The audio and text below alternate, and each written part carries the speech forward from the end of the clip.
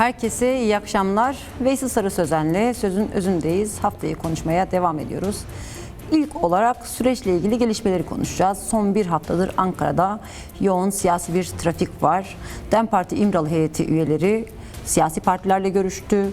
Yine Meclis Başkanı Numan Kurtulmuş siyasi partilerle görüştü. MİT Başkanı da siyasi partilerle görüşüyor daha doğrusu. Evet, bütün bu görüşmeleri ele alıp gerçekten de süreç hukuki bir zemine mi gidiyor sorusunu sorarak konuşacağız. Sonrası Suriye'ye gideceğiz. Evet, Dürzillerin yurdu Süveyda saldırı altındaydı. Altında hala. Bunu konuşacağız. Yani neler oldu ve neler oluyor konuşacağız. Aynı zamanda bu gidişat Suriye için bize neleri gösteriyor? Buna bakacağız ve bütün bu iki başlık altında diğer geri kalan haftanın gelişmelerini de ele alacağız. Hemen başlayalım. Hocam merhaba. Merhabalar. Yine sorayım başlarken. Yok gündeme girelim hemen. Evet, hemen başlayalım hocam. Evet, yoğun bir Ankara'da özellikle bir siyasi bir trafiği görüyoruz. Aslında DEM Parti İmralı heyeti uzunca bir süredir siyasi partilerle muhalefet, iktidar partileri bir araya gelmeye görüşmeleri yürütüyorlardı. Bu hafta iktidar ve devlet kanadından da görüşmeler var. İşte Numan Kurtulmuş bugün Bahçeli ile görüştü. Salı ya da çarşamba DEM Parti ile, Perşembe de CHP ile görüşecek ve görüşmeler kurulacak komisyonla ilgili. Yine MİT Başkanı da siyasi partilerle görüşmeye başladı. Bugün DEM Parti, Devlet Bahçeli ve AKP ile görüştü. Yine önümüzdeki günlerde de hem İYİ Parti hem CHP ile görüşeceği söyleniyor. Yine bu süreç bağlamında görüşeceği belirtiliyor. Belki biz konuşurken görüşmenin görüntüleri de gelebilir. Yani biliyorsunuz Süleymaniye'de gerillanın 30 kişilik bir grubun silahlarını yakmalarından sonra çok net bir şekilde dendi ki şimdi gözler devlette ve devlet nasıl adımlar atacak? Nasıl somut ve hukuki adımlar atacak? Ki geçtiğimiz haftada tartıştık programda. Atılmak istenen adımlar ısrarlı bir şekilde silahların nasıl tırnak içinde imha edileceğine dönük ya da silahsızlanmanın nasıl olacağına dönük bir başlığa hapsedilmek isteniyordu. Tabii ki Kürt sorunu ne 50 yıllık bir sorun, 100 yıllık bir sorun ve sadece silah başlığına sıkıştırılmayacak kadar köklü ve çözülmeye mahkum bir sorun. Dolayısıyla biraz bunları konuşalım hocam. Yani aslında ilk başta şunu söyleyeyim. Bu görüşmeleri siz ilk böyle okuyup baktığınız zaman şu soruyu önümüze çıkıyor. Yani gerçekten de süreç hukuki bir zemine gidiyor mu? Yani bu sorunun cevabı sizde nedir acaba? Yani böyle bir trafik, çok sıkışık bir trafik, yol çok dar, her an kaza olabilir.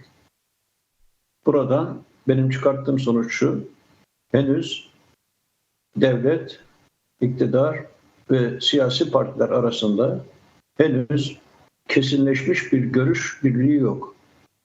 Trafik bu yüzden devam ediyor, milletin gözü önünde. Eğer gerçek manada bir görüş birliği olmuş olsaydı böyle kazalara yol açabilecek bir trafik olmazdı. Birincisi bu. Ama ikincisi, böyle bir trafiğin olması yine de çok önemli.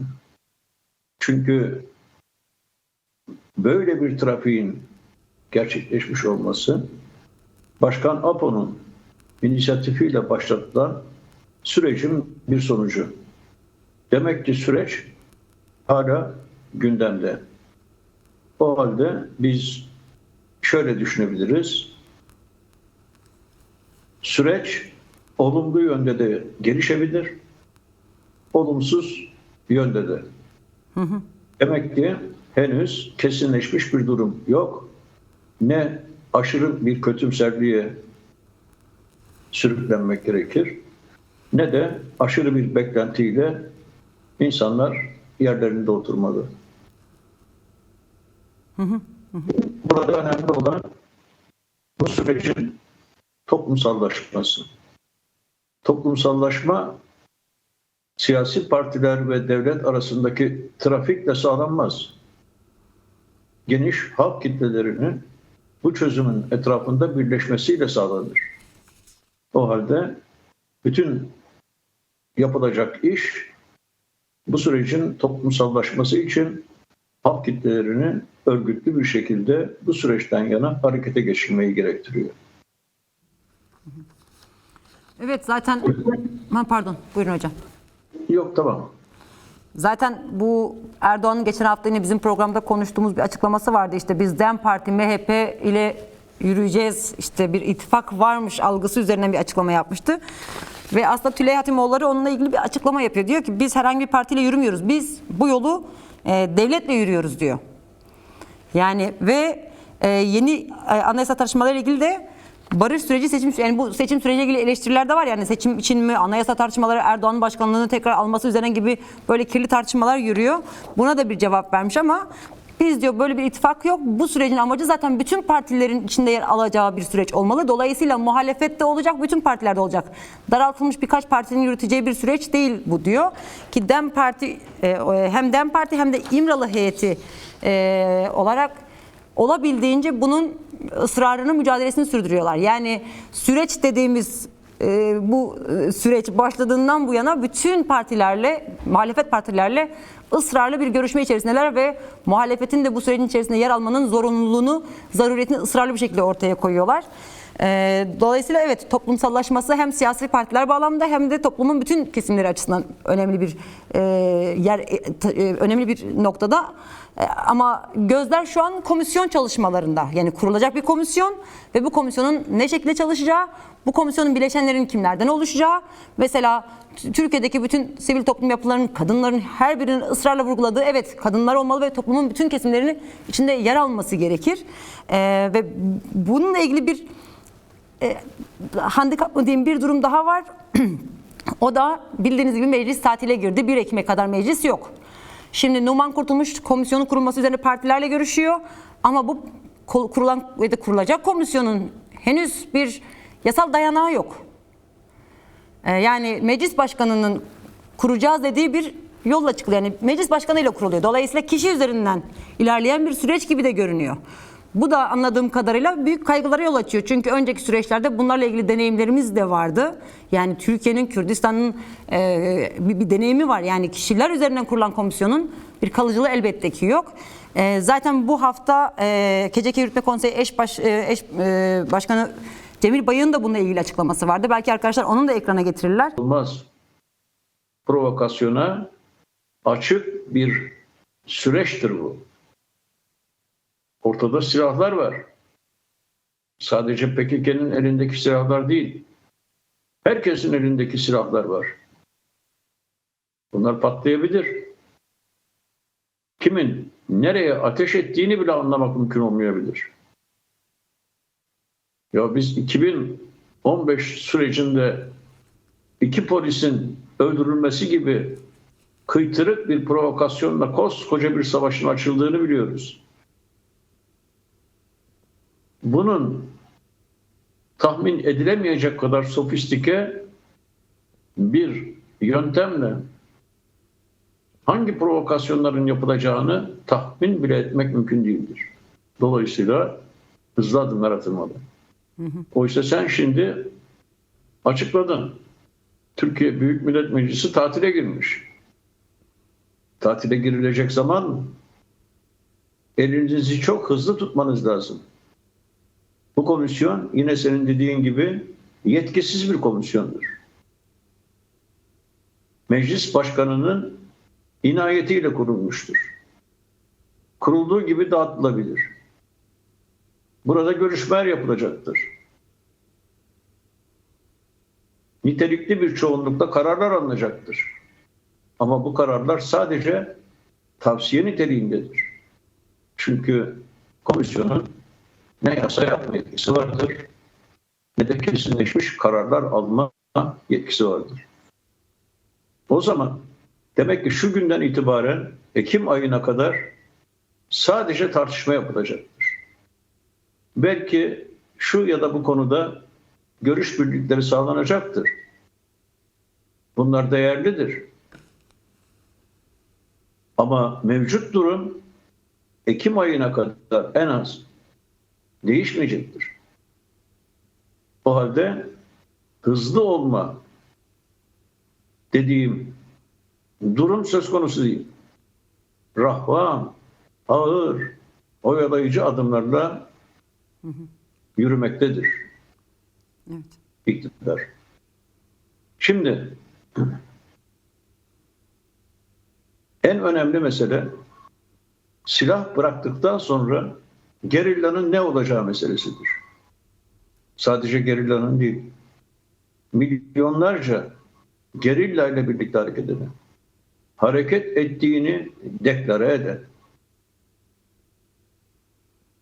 PKK'nın saflarında örgütlenen milyonlarca bir halk söz konusudur. Bunlar ne olacaktır? Dağdakiler ve dağdakilerle sımsıkı örgütsel bağ içinde olan milyonlar ne olacaktır? Şimdi burada çok kritik bir mesele var. Bu sürecin adı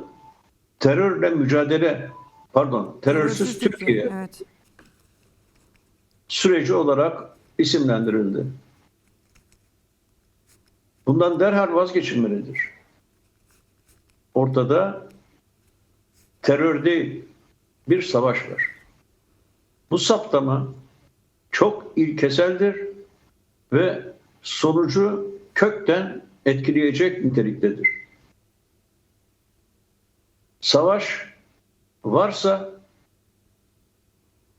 ister TSK askerleri olsun, ister HPG, YJA Star gerillası olsun, savaştıkları için suçlu ilan edilemez.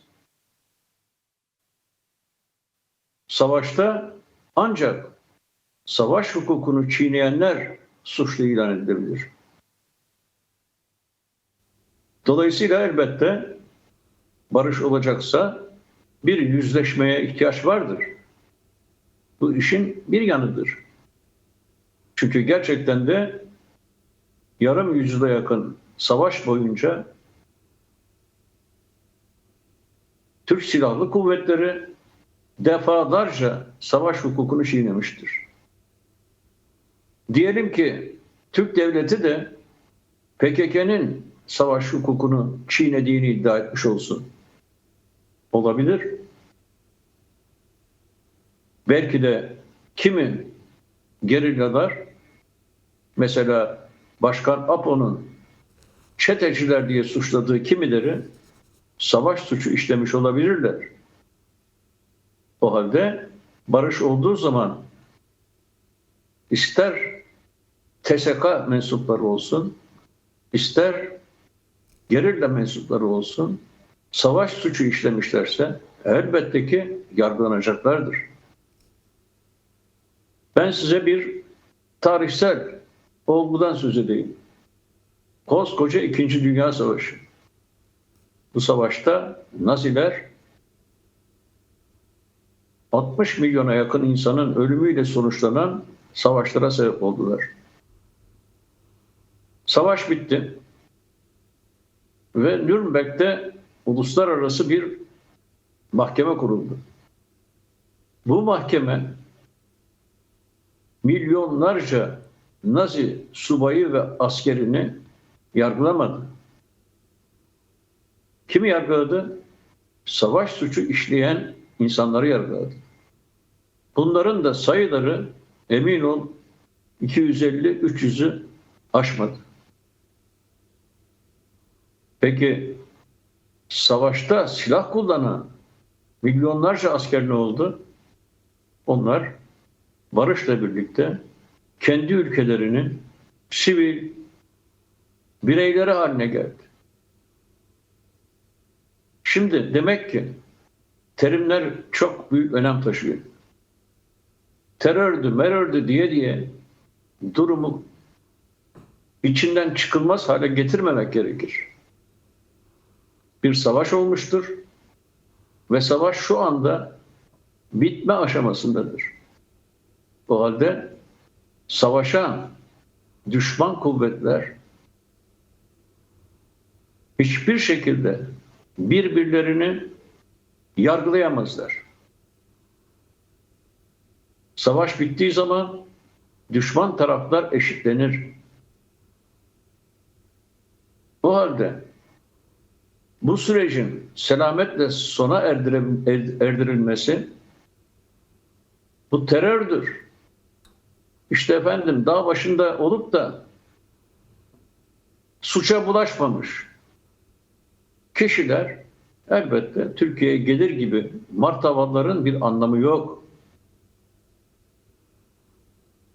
Komutanından en sıradan savaşçısına kadar barış olduğu zaman tüm gerillanın sivil halk içindeki örgütlerinin mensupları hiçbir şekilde suçlanamaz.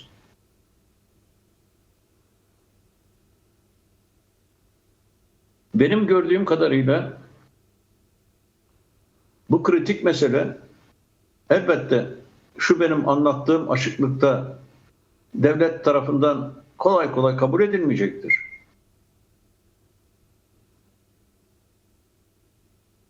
Fakat Başkan Apo çok önemli bir kavramla amacının ne olduğunu açıkladı. Dedi ki, silahlar bırakıldıktan sonra tüm PKK sistemi ve onun içindeki insanlar eğer devlet demokratikleşirse onun da entegre olacaklardır. Ne demek oluyor bu entegre? Bunu geçen sanırım programımızda biraz açıklamıştık. Burada hukuki manasını açıklayalım. Bunun anlamı devlet demokratikleşince Kürt Özgürlük Hareketi devletin demokratik anayasasına ve yasalarına uyum sağlayacaktır. Çünkü 12 Eylül Anayasası ve onun uzantısı olan yasalar yüzünden savaş patlamıştır. Bunlar ortadan kaldırıldığı zaman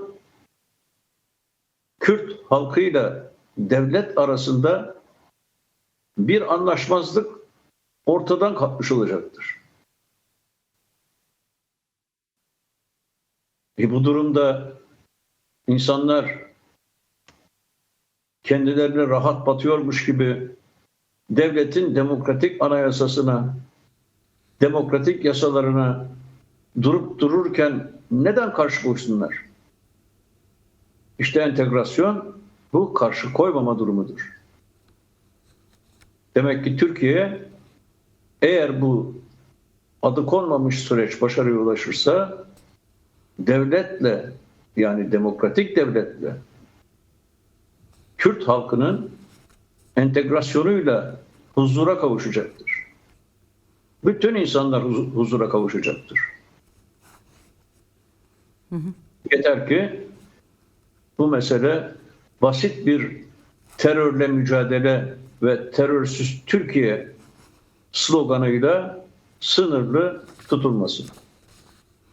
Zaten hocam yani aslında 1 Ekim'de başlayan işte Bahçeli'nin gidip tokalaşmasıyla başlayan süreçten bu yana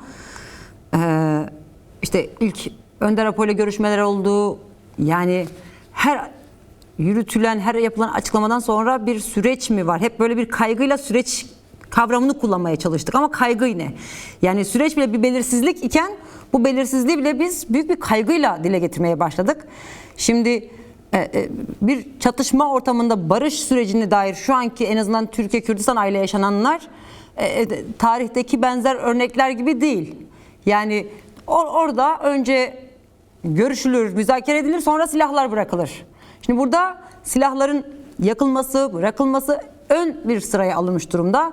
Dolayısıyla bu aşamayı görmemize rağmen hala kaygıyla işte konuşurken sadece süreç diyebiliyoruz. Bu bile başlı başına bir sıkıntıdır esasında. Çünkü o güveni alamamakla alakalı bir şey. Demokratik yapılar, Kürt siyaseti bunu barış ve demokratik toplum süreci diye tanımlarken ısrarla devlet ve iktidar ayağı ısrarla bunu terörsüz Türkiye tanımına hapsediyor. Yani bu şu an aynı şey yaşanıyor ama farklı iki kavramla ifade ediliyor. Bu bile başlı başına bir sorunun olduğunu gösteriyor esasında. Ve iktidar ve devlet ayağı, az önce bahsettiniz ya, işte savaş suçu veya işte eşitlenme hali. Şimdi devlet aklı ya da devlet ya da iktidarlar, Kürtler, yani PKK silah aldı ve savaş suçu işledi iddiasıyla zaten bu süreci terör sorunu olarak tanımlamıyor. Israrlı bir şekilde Kürt sorunun olmadığını vurgulama derdinde giriyorlar. Kürt sorunu var dedikleri andan itibaren tahmin edebiliriz ki zaten bütün bu ifadelerin hepsinin dışında bir tutum ortaya koymak zorunda kalacaklar. Bu Rojava ayağı içinde geçerli, 4 parça Kürdistan içinde geçerli esasında. Şimdi dolayısıyla geldiğimiz yerde hala Kürt sorunu var, sorunu şeyi yok. Bu kavram henüz dile getirilmiyor. Israrla terörsüz Türkiye, bir terör ve o kalkacak. Dolayısıyla komisyon meselesi de buna indirgenmek isteniyor. Cemil Bay'ın yaptığı açıklamada bu minvaldeydi. Yani diyor ki mesele sadece silah bırakma değil. Silah bırakma meselesinin bir kısmı, tamamı değil. Silah bırakma meselenin bir kısmı, tamamı değil. Fakat Türk devleti meseleyi sadece silah bırakma üzerinden geliştirmek istiyor. Böyle olursa onlara göre tüm sorunlar çözülmüş olur. Böyle değil diyor. Şimdi dolayısıyla Baba, sorun çözülmeyince ne oldu? Ne oldu? 100 yıldan beri sorun çözülmeyince ne oldu? Savaş oldu değil mi? Evet. Şimdi hala biz bu sorunu kesin bir şekilde çözme iradesi göstermiyorsa, gerillanın topu birden silah bıraksa, emin ol birileri yeniden silah sarılır. Sorun çözülmemişse silah kaçınılmaz hale gelir. Hem sorun çözülmeyecek, hem silah bırakılacak, hem de güya barış olacak. Bu mümkün değil. Mümkün değil. Mantığına uymaz bu. 100 yıllık tarihe uymaz bu. Devamlı bir şeyler oluyor. İnsanlar ölüyor. Devamlı oluyor bu yani. Şimdi ya insaf yani. Açık bir dille Kürt sorununu çözeceğiz demedikleri sürece Evet. karşıtlarına terörist diyen bir güç, ya bu teröristi gördüğü yerde yok eder. Demek ki yani bu sorunu terör sorunu gibi görmek kadar tehlikeli hiçbir şey yoktur. Terör olarak görüldüğü sürece tek bir gerilla gelecekten emin bile olamaz. Söylüyor zaten Cemil Bayık. Ya bu silahları bırakıp dağdan inseler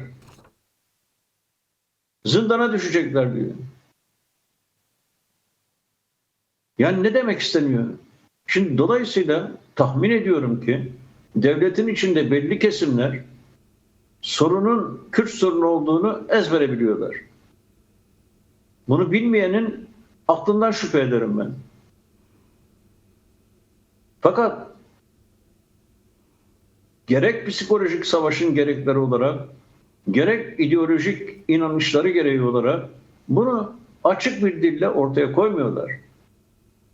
Bu ortaya koymama durumu mevcut durumda kaygıları arttırıyor. Evet. Bu kaygılar bütünüyle haklıdır. Fakat bütün bunları söylerken biz bu sürecin matrak bir süreç olduğunu elbette ki dile getirmiyoruz. Bu süreç son derece de önemlidir. Evet. Ya bir kere daha şimdi de DEM Parti fiili bir meşruiyet kazanmıştır. Yani Erdoğan dedi ya, AKP, MHP ve DEM'le birlikte yürüyeceğiz. Ya rüyamda görsem böyle bir konuşmaya böyle aklımın köşesine geçmezdi. Şimdi biz bu konuşmanın taktik numaralarını vesaire falan bir yana bırakıp şunu ilan etmeliyiz. Daha düne kadar DEM Parti'yi, DEM Parti belediyelerini tasfiye etmekten söz eden bir devlet başkanı DEM Parti ile birlikte yürüyeceğiz demiştir. Niye demiştir? Kim dedirtmiştir? Biz mi dedirttik? Başkası mı dedirtti? Bunun hiçbir önemi yok. Önemli olan bunun söylenmiş olmasıdır. Şimdi biri derim ya bu ne demek? Neden 3 parti? Diye soruyorlar. Fakat sen demin anlattın. Bu komisyona bütün partiler katılacak, İyi Parti dışında. Ne demek bu? Ne demek bu? Demek ki bütün partilerle birlikte yürünecek bir yol söz konusu. Hatta Erdoğan, şöyle diyebiliriz hocam. Yani biz pek çok aşamayla ilgili bir önceki deneyimden ele alıyoruz ya. Bir önceki deneyimin olumsuz boyutlarını, yani yaşanan talihsiz boyutlarını konuşuyoruz. Şimdi yine bir önceki döneme göre şöyle bir fark var. Bir önceki çözüm süreci dediğimiz ya da süreçte doğrudan bu kadar çok muhalefet partilerle yoğun bir, yani hem iktidar devlet kanadının olduğu bir görüşme trafiği yoktu. Ve onlardan yana da bu kadar ciddi anlamda bu sürecin içerisinde olduklarına dair bir yakınlık yoktu. Hatta işte bugün ısrarla AKP'nin Erdoğan'ın geçen haftaki bu açıklaması vardı. İşte MHP ile ve DEM Parti ile yürüyoruz açıklamasında Özgür Özel şunu söyledi. Sen bizi bu işin dışına tutmak için yapıyorsun. Ne olursa olsun içinde olacağım dedi. Şimdi bir önceki dönemde CHP'nin söylediği şey şuydu. Bu ihanettir diyor, tanımlıyorlardı mesela. O dönem muhalefet partilerin ihanet olarak tanımladığı bir süreçken şu an tam anlamıyla bu sürecin bir nihayete ermesi için, barış anlamıyla ulaşması için en azından muhalefet partilerinin açıklamalarını ele alarak söylediğimizde gerçekten de bir öncekinden farkı bu. Evet, bütün muhalefet partileri İyi Parti dışında tutarsak, çünkü komisyonda yer almak istemediğini söylemişti. Ama bütün muhalefet partileri içinde yer alacaklarını ve bu süreci desteklediklerini açıklıyorlar. Dolayısıyla yani biz bunları söylüyoruz. Dolayısıyla bu karamsar ve çözülmeyecek, işte hiçbir şey olmayacak anlamda söylemiyoruz. Ama masaya da bütün tablonun kaygılı ve olumsuz yanlarını da koymak durumundayız bu anlamda. Yani ortadaki evet. bir de şu var. Geçen çözüm sürecinde Türk devleti büyük bir hegemonya savaşına hazırlanıyordu. 2010 Arap Baharı'nı unutmamak gerekir. O dönemde devlet Orta Doğu'da saldırı pozisyonundaydı. Ve böyle bir savaş ihtimali olan durumda iki cephede birden savaşamayacağını bildiği için Kürt halkıyla, PKK ile belli bir uzlaşma manevrası yaptı. Bugün ise bütünüyle müdafaa durumundadır, savunma pozisyonundadır. Orta Doğu'daki gelişmeler Türk devletinde ciddi bir beka sorununa yol açmış bulunuyor. Endişe içindeler. Halbuki birinci çözüm süreci döneminde büyük umutları vardı. Emevi Camii'nde namaz kılacaklardı. Şimdi ne yapacaklarını kestiremiyorlar. İşin içinde Amerika var, işin içinde İsrail var. Orta Doğu'da İsrail ve Amerikan hegemonyasının temelleri atılmış durumda. Rusya geriye çekilmiştir. İran bir bakıma yenik düşmüştür. Dolayısıyla Türkiye geçmişte olduğu gibi Rusya ile Amerika arasında tahterevalli oynama imkanını kaybetmiştir. Şimdi NATO'nun, Amerika'nın, İsrail'in her dediği büyük olasılıkla uygulama alanına geçecektir. İşte burada Türk devleti kendi çıkarlarını, kendi özgün çıkarlarını ne olacağını bilmemekte, o nedenle de tırnak içinde iç cepheyi güçlendirme mecburiyetiyle yüz yüze gelmiştir. Zaten Başkan Apo'nun inisiyatifiyle başlayan sürecin şu ya da bu şekilde neticeye ulaşacağına dair iyimserliğimiz bu bölgesel analize dayanmaktadır. Yapmak zorundalar. Yapmadıkları takdirde kaos var. Bu arada Erdoğan'ın da bu Kıbrıs'a giderken, dönerken uçakta gazetecilerin sorularını cevaplarken buna ilişkin açıklaması var. Yani aslında bu ne olup bittiğiyle ilgili. Biliyorsunuz silah bırakma başladı. İlgili arkadaşlarımız, belki arkadaşlarımız ekrana da getirirler. Erdoğan süreç diye. İlgili arkadaşlarımız gerekli takibi yapıyor ve temasları sağlıyor. Komisyon konusunda görüşmeler bildiğim kadarıyla nihai aşamaya geldi. Yakında meclis zemininde ilerlemenin yaşandığına şahitlik edeceksiniz diyor. Bölgemizde yaşanan hadiseler bir kez daha attığımız bu adımın doğruluğunu ortaya koyuyor. Şu anda İmralı bu konuyla ilgili her türlü desteği veriyor. İşin bu boyutu çok önemli. Evet hocam, bu Erdoğan'ın açıklaması. Ne diyor dedin, anlayamadım. Ekranda görebiliyor musunuz hocam? Yoksa? İmralı Şu anda İmralı bu konuyla ilgili her türlü desteği veriyor. İşin bu boyutu çok önemli. 2 defa çok önemli. Evet. Erdoğan'ın açıklaması bu. vallahi yani çok güzel. Harikulade. Yani şaşkınlığa yuvarlatıyor insanı. Aşk olsun yani Erdoğan'a. Madem yardım ediyor. Ne diyor hala tecritte? Evet. Ya yardım ediyor. Yardım. Demiyor ki Öcalan'ı mecbur ettik. O Destek nedenle veriyor diyor, evet. dediklerimizi yapıyor demiyor.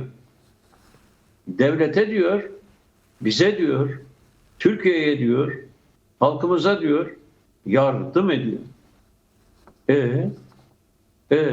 Yani nasıl oluyor da yardım edeni içeride tutuyorsunuz? Şimdi mesela Müsavat Dervişoğlu yardım ediyor mu size? Yardım etmeyen bir legal parti. Yardım eden bir rehin. İşte bu çözülmesi gereken en önemli çelişkidir. Açıklama daha var, onu da belirteyim. Evet hocam. Esaret halindeyken yardım ederken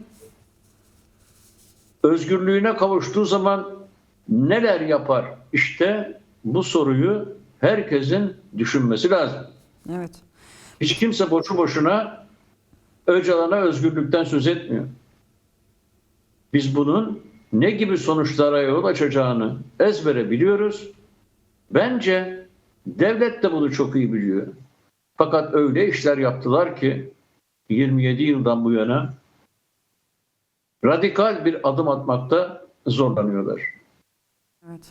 Ama ben diyorum ki hem bu çözüm bir zarurettir hem de Başkan Apo'nun özgürlüğü aynı ölçüde bir zarurettir. Evet.